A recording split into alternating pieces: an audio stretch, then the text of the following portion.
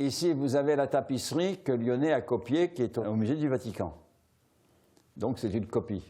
Ces peintures, Xavier Bassompierre les a découvertes un peu par hasard en 2000, alors qu'il effectuait des travaux de rénovation dans sa maison.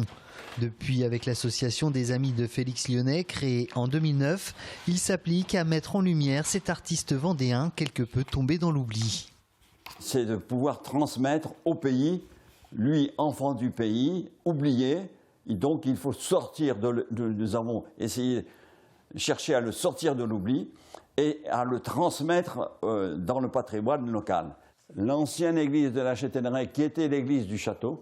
Leur action passe entre autres par l'édition de livres, après un premier ouvrage paru en 2004 qui fait l'inventaire des œuvres du peintre exposées dans les musées. Ils sortent aujourd'hui un second livre qui recense les tableaux qui ont rejoint les collections privées. Plus de 200 tableaux, de l'huile sur toile, sur bois, des dessins, des aquarelles, des peintures murales. Et quand nous les regardons, il y a une évocation de tout ce qu'il a fait au cours de sa vie. C'est des souvenirs de voyage, mais ensuite le travail de formation qu'il a reçu à Rome. Avant Rome, il avait été formé par Corot à Paris et avait côtoyé les plus grands maîtres de son époque, comme Bonnard, Degas ou Delaunay. Et aujourd'hui, on est encore sans doute bien loin d'avoir pris la mesure de la qualité de son œuvre.